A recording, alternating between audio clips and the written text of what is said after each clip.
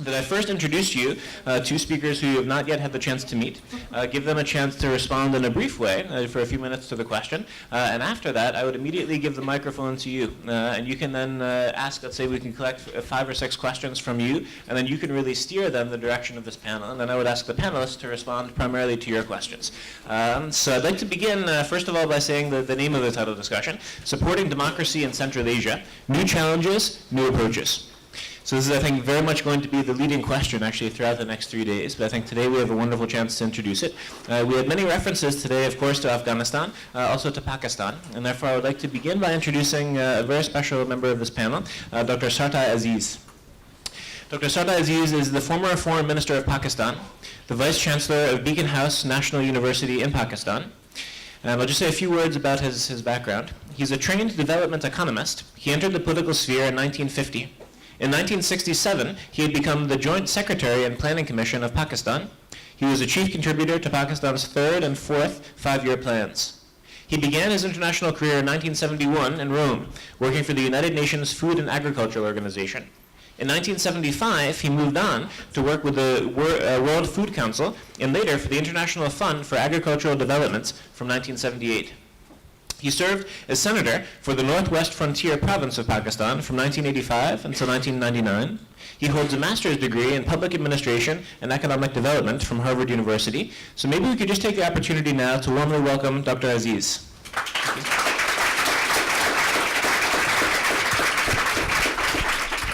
I would like to introduce another new face on the panel also now, Marco Tullio Boasso, Chief of the IOM, International Organization for Migration, their mission in Afghanistan, the Special Envoy. He has worked for the International Organization for Migration for the past decade. He has served as the head of the IOM's Emergency and Post-Conflict Missions Department in charge of implementing humanitarian aid and overseeing reconstruction projects in countries such as Iraq, Afghanistan, and Haiti. He's currently the Chief of Mission and Special Envoy to Afghanistan. So very happy that you're with us also, Mr. Boasso. The other names I will just run through, but we've had the privilege of getting to know them already this morning, and we'll have the privilege to also enjoy their interventions also later today and throughout the weekend. Mr. Ahmad Jalali, former Minister of the Interior from Afghanistan. Sir Malcolm Rifkind, former Secretary of State of Foreign and Commonwealth Affairs from the United Kingdom. Unfortunately, Dr. Vike-Freiberga had to actually leave. She's on her way to some important NATO meetings, actually, speaking of NATO, where she has to speak tomorrow. And then, of course, Nick Williams from NATO. So I'd like to begin, as I said, by first giving the microphone to Dr. Aziz. As you review this question, Dr. Aziz, supporting democracy in Central Asia, new challenges, new approaches, what would you see as the new challenges or the new approaches that we should be considering? Thank you very much. I'm glad to be here and speaking on an important subject. When we try to explore the problems of democratization in Central Asia, let's not forget the lessons of history.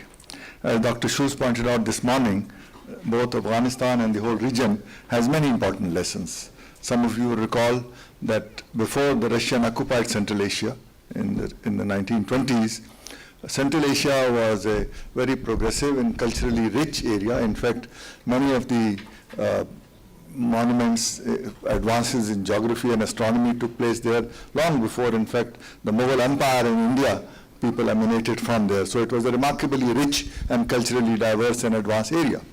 When the Iron Curtain fell on this part of the world, obviously the entire mindset changed. The traditional culture and religious institutions were destroyed.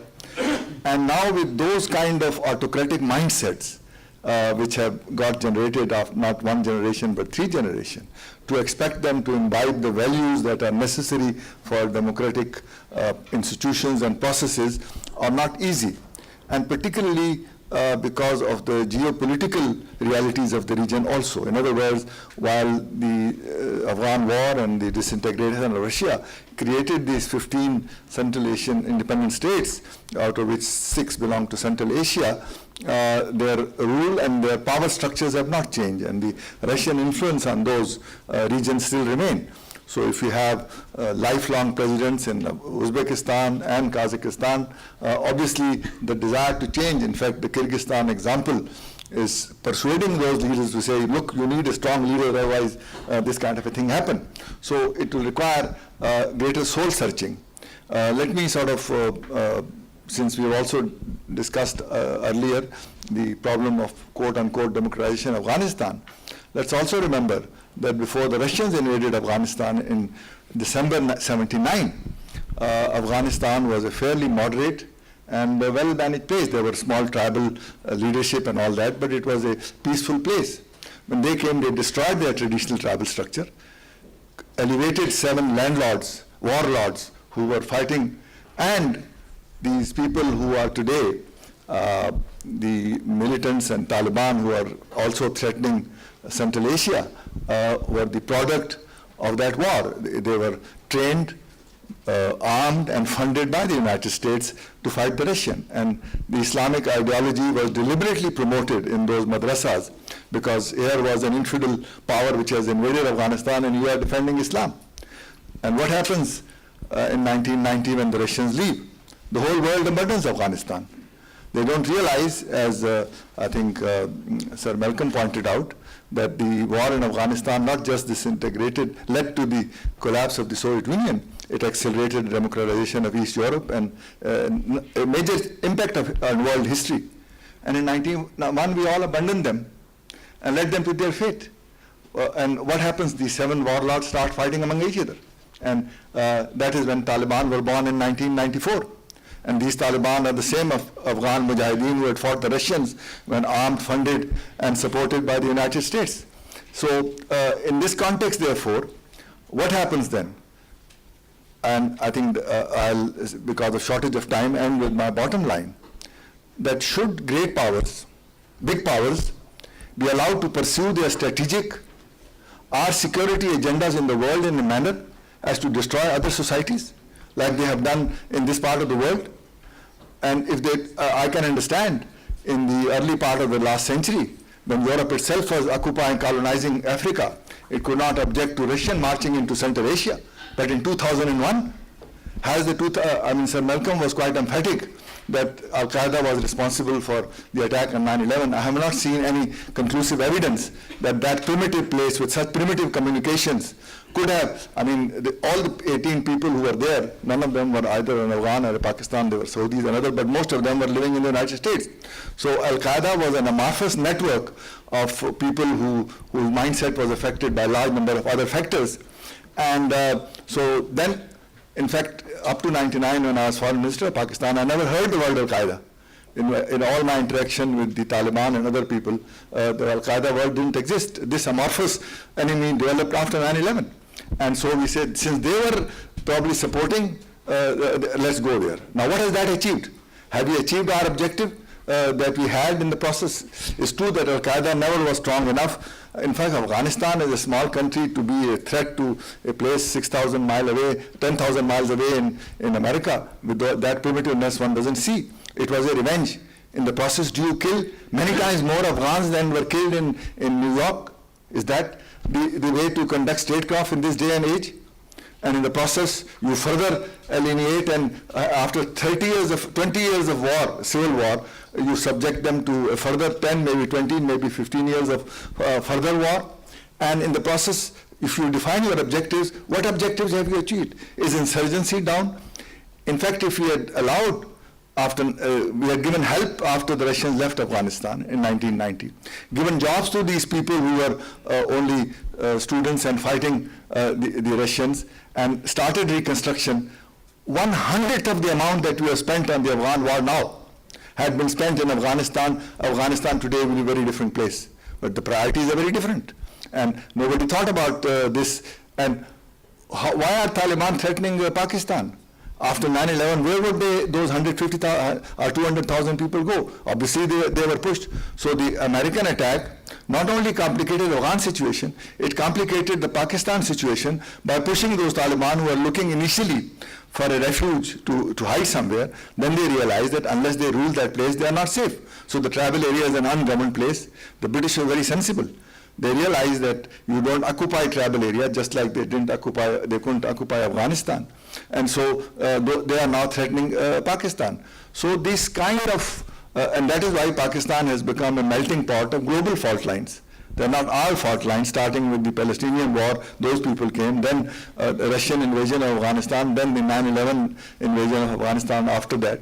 So then how do we handle this kind of a catastrophe? And therefore, the bottom line therefore is that Afghans have been suffering, and they're called a complicated people and difficult to understand people because they have never allowed anyone to colonize them. The British could not do it, the Russians could not do it, now the Americans can't do it. So, and each time each one of them leaves, it leaves a worse situation than it started with. So therefore, the question is, ultimately, peace will not come to Afghanistan unless so-called foreign occupation ends. But when it ends, then those people who were already becoming more moderate, once people rule, they don't become extremists, they gradually learn. So if that had not happened, now they have achieved with force an objective. They said we have defeated a superpower like Russia. So what now? Can't we capture territory? Can we spread ourselves? So this militant Islam, which is obviously a small minority in that sense, and if we leave these problems unsolved, if you recall, in the 70s, every terrorist was a Palestinian. Then they all became Arab terrorists. Now they all become Islamic terrorists. Watch this progression. Since we don't solve the first one, the second happens, and the third version, then we call them monsters, and we of course have a lot of language to say this is bad and that is bad, and their cultural diversity. Diverse people do live. America is the most diverse ethnic country that you can find on earth, but with civilization, with time, with education, things tend to improve.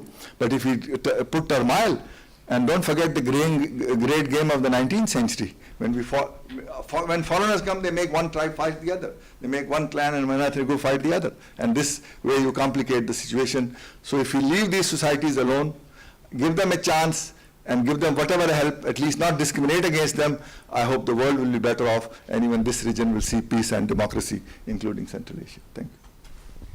Thank you very much, Dr. Aziz, for your thoughtful and thought-provoking comments, which I'm sure the panel is looking forward to respond to. But let me first ask the same question to Mr. Boasso.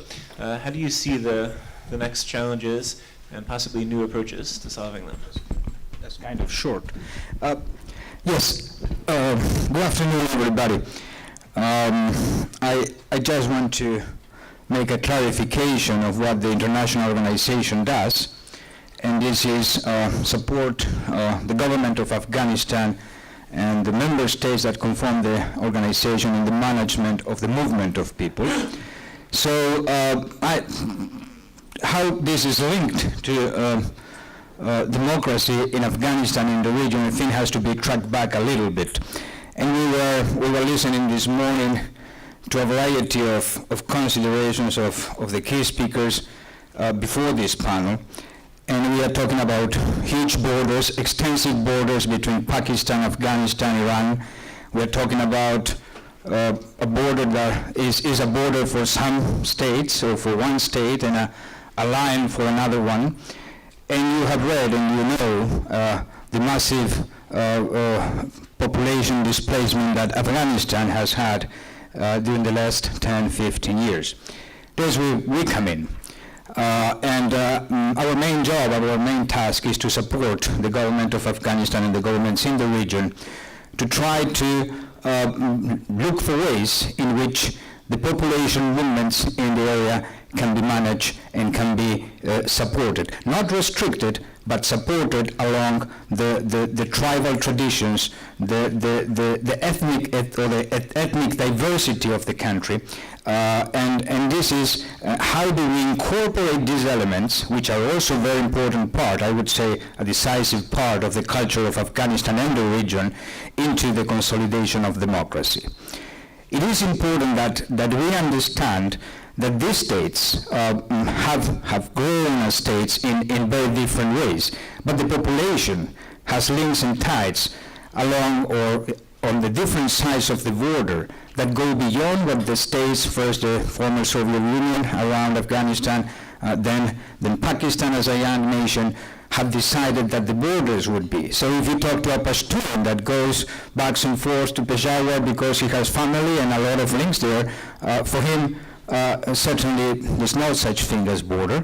The same happened with the Tajiks in the north and with the Uzbeks in the far northeast of the country. And this is a major issue to be understood, to be managed, and to be tackled if we want to bring into a democratic, strong democratic Afghan state stability in the country. Now people move for many different things and for many different reasons. And what we learn by interpreting the movement of people is also a major ingredient of our work in Afghanistan. When I say our work, I say the international community. I believe that by interpreting these movements, the international community has been a better place to plan, to bring assistance, to bring aid, and to provide capacity building, which is a major challenge to the government of Afghanistan. And Mark and I were talking about challenges and what can we do, which are the main things that we can suggest to continue supporting the work in Afghanistan. And one that I have is very pragmatic, is linked to my experience of working always or almost all my life on the ground. This is linked to being clear that peace pays, and I'll tell you why. Right now, the majority of the aid is concentrated in the war zones. So you see a lot of things coming in, a lot of programs, a lot of projects, and there are still very peaceful areas. I can talk just one example, Panjshir. It's a very consolidated, peaceful area, and this region is receiving nothing. So we start seeing people moving out of that region, seeking for the aid and the services that reach other regions that are under war. So that is one important challenge for the international community in Afghanistan: bring the aid and show, democratize the assistance if you want, and show that peace also pays. Peace can also be supported with aid. That is number one. And the number two, I would say, bringing optimism in the efforts that are being made. There has been progress. There has been a lot of progress. I first hit Afghanistan in the year 2001 during the Taliban regime. Then I came back lately as our special envoy. The change is impossible to describe. There has been an immense amount of progress. There has been an immense change in the mindset of the Afghan people. There is commitment, there is interest. Afghans are now looking outside the wall. I'll tell you more, there are 8 or 9 daily flights outside of Kabul for international airlines. There are 3 Afghan international airlines. So there is hope, and I think that one of our jobs collectively is not only to repeat to ourselves and to remind ourselves in the world how messy Afghanistan is and how difficult the region is, but also to highlight that despite the difficulties, despite the mess, there is hope and things are getting better. Thank you very much. Thank you very much. What I would suggest now in the name of time, because I know 2 of our speakers need to leave at 1:25, that we try something, and I would ask for everyone's cooperation. I will try to treat everyone equally. I would suggest first let's take some questions from the audience. We will apply the 30-second rule, and I will be a strict enforcer of everyone. I would then ask the speakers to then give, let's say, maybe a 1.5 to 2-minute response and or statements, and that will give you a chance to respond also to the panelists. And if we're lucky, we should be able to accomplish that before the 1:25 deadline. So I'll ask my colleagues assistants, if you could just show your hand, briefly introduce who you are, and ask your questions as concisely as possible. We can hopefully hear many voices. Okay, please. Thank you. Is it okay? Okay, try it. Is it okay? Speaker. Now? Jose, could you maybe try? Better?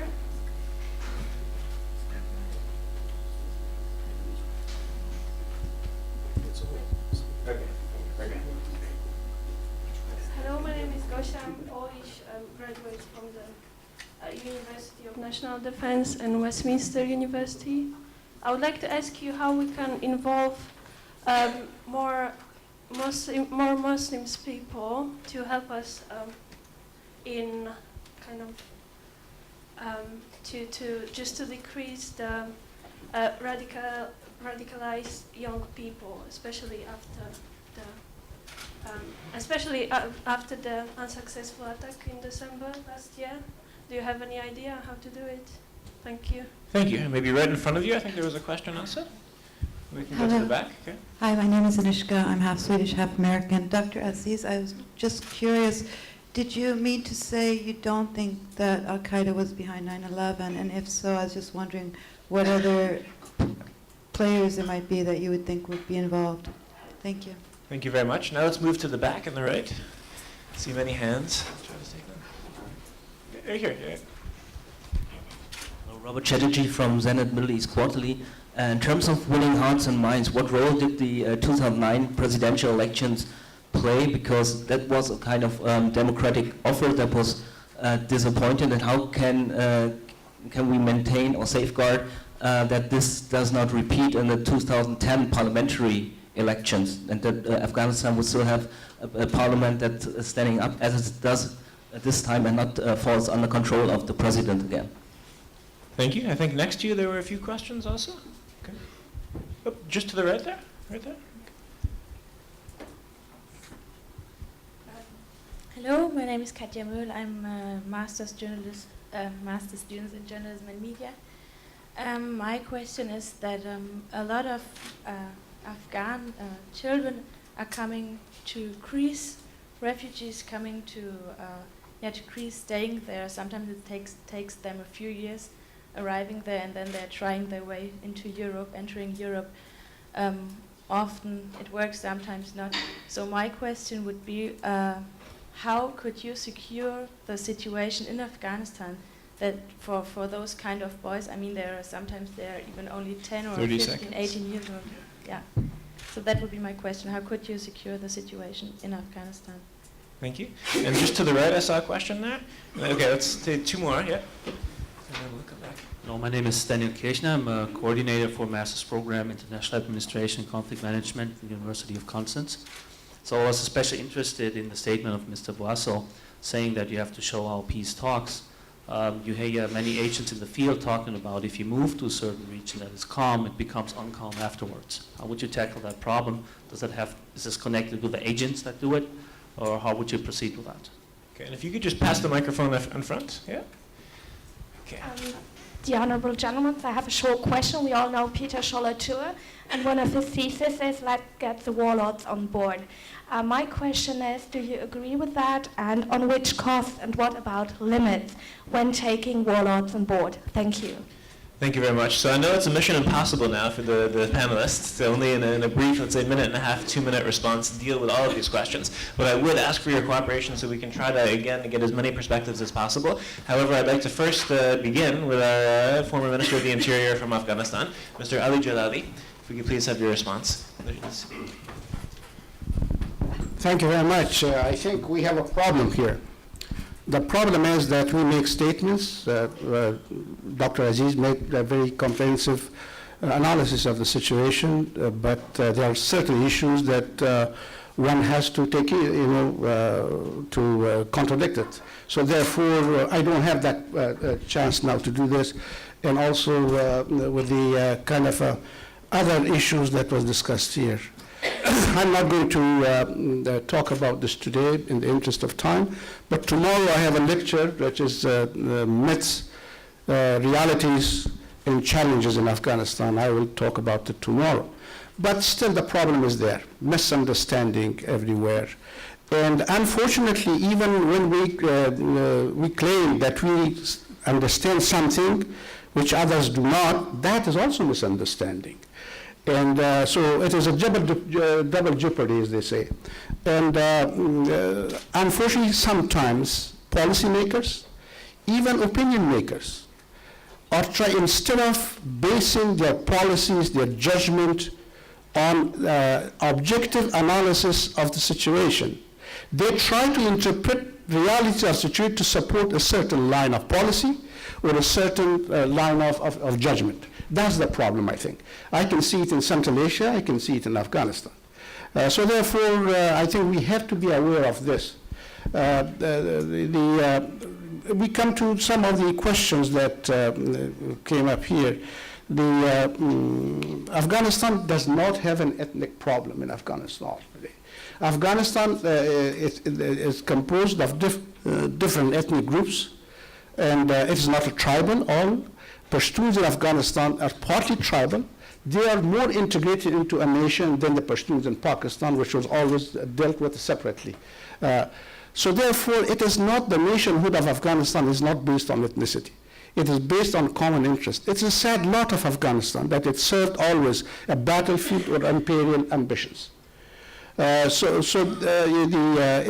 is nation because on the basis of what Ernest Renault said, the will to persist together. Afghanistan ethnic groups are straddling all borders. Pashtun is Pakistan, Tajiks with Tajikistan, Uzbek to Uzbekistan, Turkmens with Turkmenistan, Persian speaking with Iran. But you do not see that any time a call or a move for secessionist movement in Afghanistan. Even during the Civil War, they were fighting for Kabul. And therefore, I think we have to be clear about this. Tribal traditions, other things, this does not make sense. This country was a buffer state between two empires in the 19th century, Russian Empire and British Empire. And it was arranged that this country would block clashes between two titans. That small country played that role. But in the 20th century, you had to fight both successfully. The beginning of the 20th century, the British Empire or British India to remove restriction on foreign policy. In the end of the 20th century, successfully the other empire or successor of that empire. But that nation is still there. You do not see any kind of, the resilience in Afghanistan should be taken into consideration when we talk about tribes, ethnicities, and other things. Now with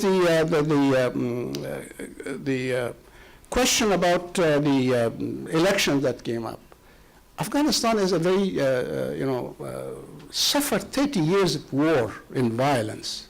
And you cannot expect a perfect kind of election.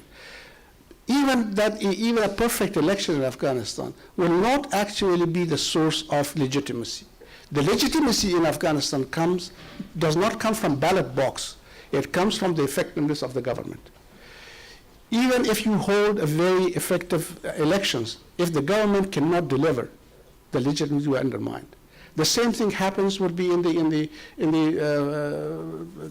parliamentary elections. It is not going. I was the only person in 2003 that I was against election in Afghanistan prematurely, because election does not ensure democracy. Establishment of democracy probably will bring a kind of a better election in Afghanistan. Without the establishment of the rule of law, elections becomes a playground for people with gun and money. Without the establishment of the rule of law, free market economy that is the fashionable these days becomes a playground for mafia. So therefore, I think it is not election. Unfortunately, we too much focus on holding election one after another, without building institutions. Why democracy in Afghanistan failed in 1963 to 73? Because the institutions were not built. So therefore, so much for, as long as government is patronized, as long as politics is criminalized, as long as the economy is militarized or development militarized, you cannot see a change in Afghanistan. The issue of refugees, after the removal of Taliban, 4.2 million refugees returned to the country. And, but there are still people, because of the bad security situation, they take the risk, they leave the country. I think the refugees that you have now in Pakistan, Afghanistan, even Pakistan, in Iran, they do not want to be there because they face so many challenges there. Recently, there was a demonstration against Iran in Kabul because of the mistreatment of refugees in Iran. But Afghanistan should first build that capacity after 30 years of violence and that everything was destroyed, to actually convince people that they are better off to stay in the country rather than taking the risk of leaving the country. So therefore, I have so many other things to talk about, but I will save it for tomorrow. I only think once that Afghans, at least Afghans, do not consider NATO's presence in Afghanistan is an occupation. And it is very different. The mindset is different. The recent surveys by ABC News, BBC, in ARD clearly shows it in January that at least 70% of Afghans want the presence of United States because they know what happens to them. Because when this country was broken after the withdrawal of the Soviet Union, and everything was destroyed in Afghanistan, state, economy, everything. And Afghanistan expected that some friendly countries will come in the neighborhood to help them. But they came, yes, they came and they tried how to exploit this broken nation. That's why they know what is going to happen to them when the international community leaves. Thank you. Thank you very much. It's really very important to have your insights from someone with such extensive experience in Afghanistan, so I very much appreciated that. Nick Williams, I very much welcome your response. And perhaps, Mr. Al-Jalali, you could just... Do you want me Nick Williams. to try and answer all the questions? No. If not, just a brief, it's up to you, but a brief... Most of them are sort of way beyond NATO's area of responsibility, but I'll try and say a few words. Sorry.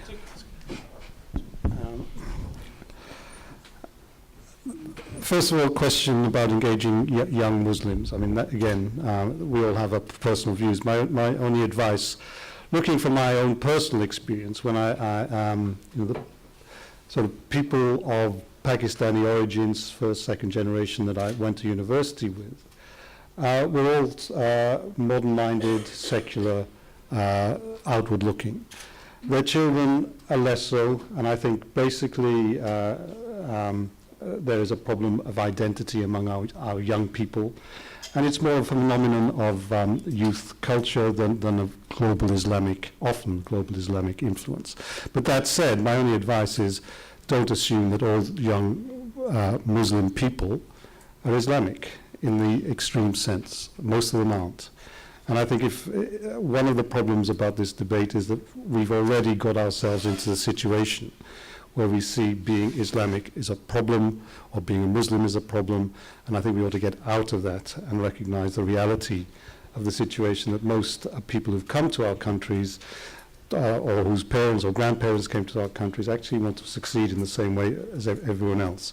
Again, it's not a NATO issue, but something that I experienced the elections of last year, I agree entirely with Mr. Jalali that legitimacy comes from effectiveness rather than the technicalities of the election. But we should also remember that this was the first election that the Afghans themselves actually organized. The previous one was organized entirely by the United Nations using Afghan personnel.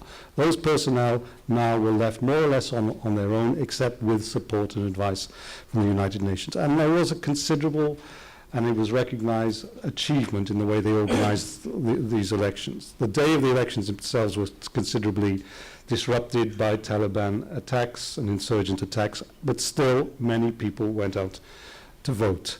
And so I wouldn't either regard them as a write-off, but of course there are lessons to be learned in the gradual process of democratization in Afghanistan, and I'm sure those lessons will be learned. On terms of young migration, how to stop it, again, stabilization in Afghanistan is the best way of reducing it. But the extent of poverty, lack of opportunities in Afghanistan, I think will lead for a long, long time until, as Sir Malcolm mentioned, it will take generations to get this country in a state where that is not as obvious a problem and as obvious an impulsion to leave as it is now.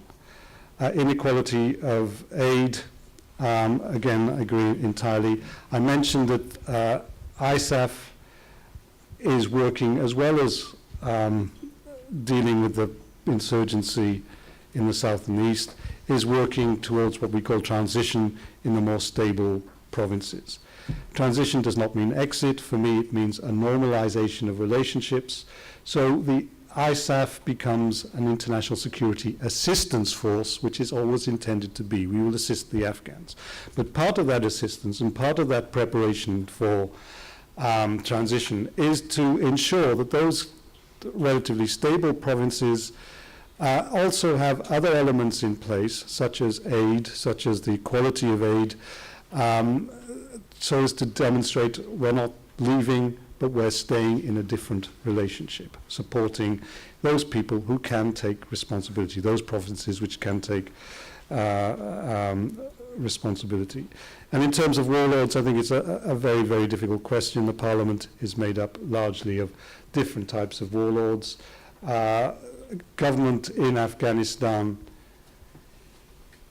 in a way, is not the same thing as we conceive it to be in Europe and elsewhere. In Europe, we see elections as a means of gaining power through government.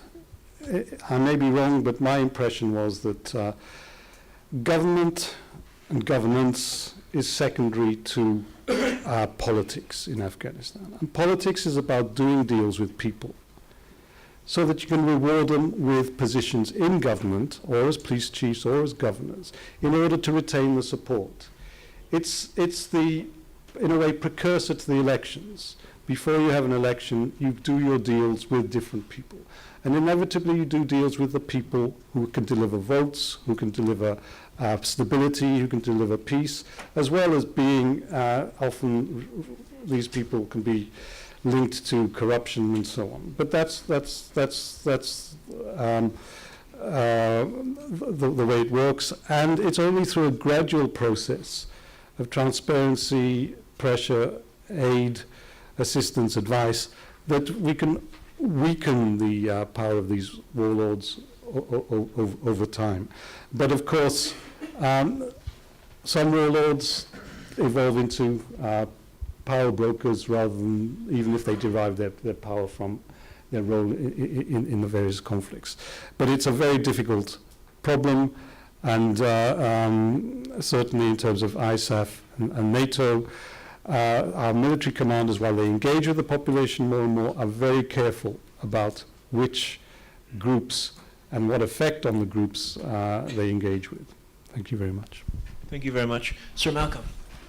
Just a couple of brief points, if I may. First of all, so far as young Muslims are concerned, I think the point that we must always emphasize and remind people of is that far more Muslims have died as a result of al-Qaeda terrorism and Islamic terrorism than those of any other faith in various terrorist atrocities around the world. So this isn't a threat from the Islamic world to some other part of the world. It is the Islamic world itself that has suffered more than any other.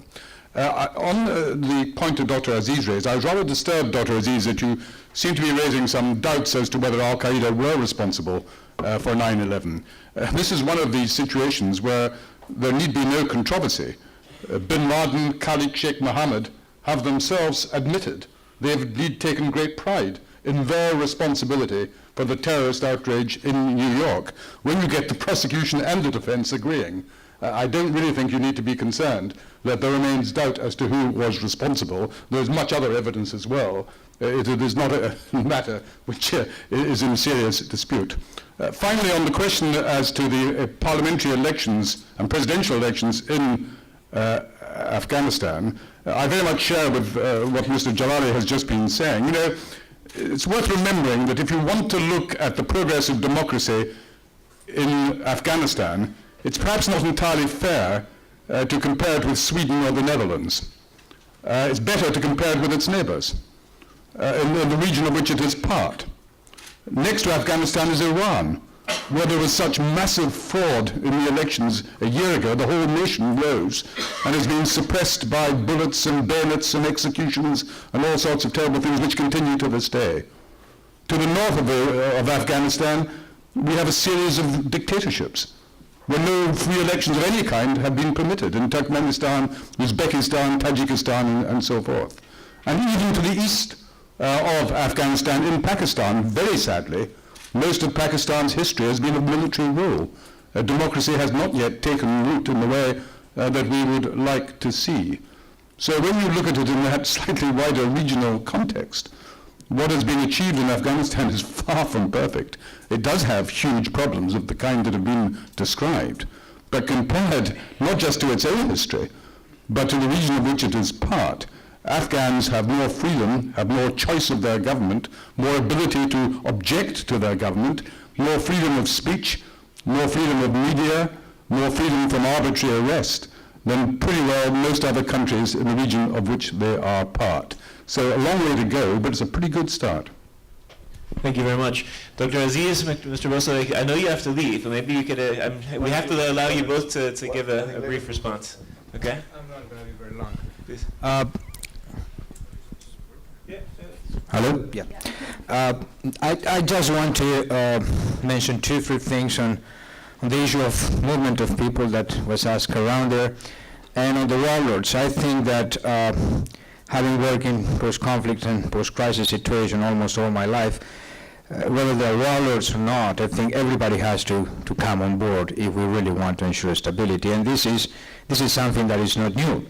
If you see the whole peacekeeper operations led by UN, DPKO, or other processes similar, there is always a demobilization, reintegration process. There are attempts of bringing warring factions and all of these actors that want to come into a process in order to try as much as possible to ensure stability and to ensure as much as possible that the things of the past do not repeat. So whether there should be a limit to this inclusion or not, sometimes there are, sometimes there are not. They're more restrictive process than others. But I think that only if we make sure that as much or as many as possible sectors of the population are involved, the better.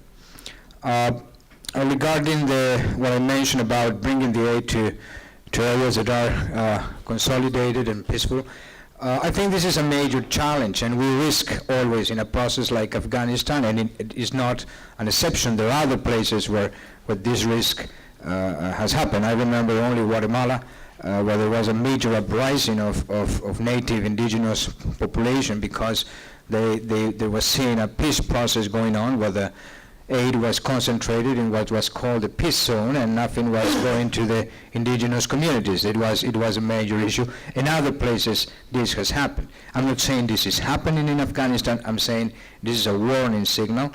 This is what some studies and some going around in the country are showing us. And so I think try to avoid this deformation of concentrating in one area and forgetting the others. This is, I think, one of the challenges, and as such, I'm putting it through for your consideration and the other panel members. As a challenge, it has to be addressed, tackled, and I hope it is. And then considering, somebody asked if I am correct, if I understood correctly, how we can ensure that young people, young Afghans returning to the country can stay there or have a support network to stay. That was the question? Yes, correct. I want to say 2 of the things also related to the refugee issue.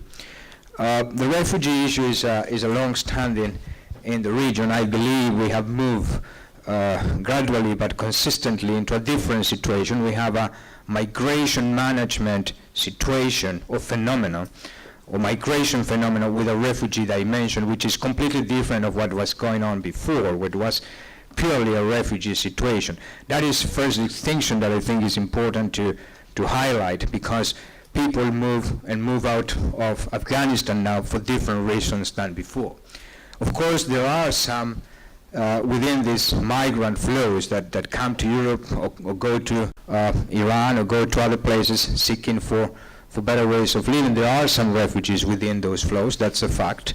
But the determination of the condition of refugee has become more and more difficult. And there is also a trend right now to start analyzing this in a different context, which is the economic context, and trying to figure out why people move or not. There are also different people or different kind of population that move, and they use many, and sometimes also refugees, different means to move, smugglers, or they fall victim of traffics of persons. So it's something more than in the past decade, where being a refugee was, well, there is a conflict, I'm a refugee, I get refugee status, and I stay here until the situation changes, etc. I think this movement dynamics is changing in Afghanistan and in the region at large, and we'll continue seeing this evolution, if we want to call it as such, or this change in the reasons and the ways that people move around. Bringing back young Afghans, the returning Afghans to Afghanistan certainly needs a support system that is part of the agreement between the host government, where the minors are right now, and the Afghan government. So there is a legal framework that is established. There is certain measures that are taken by both governments, also facilitating agreement between the guardians of the child in the host country and in Afghanistan. There is a component of family tracing, whether there is a family behind or not, where the family wants to take care of this minor that is returning, or the family doesn't appear, or for some reason they don't want to take care of the child, which has happened. And then there is, I would say, a government primary responsibility and commitment to set up a mechanism or center of reception and support to these minors. And in this, we support certainly the Afghan government with also the support of particularly the countries where these childs are being hosted now and will be returning. But certainly this requires a major effort, which is linked to other powers of the country, like Minister of Education, Minister of Health, is like a new reestablishing of infrastructure and services to receive and support these minors that come back to Afghanistan. Thank you.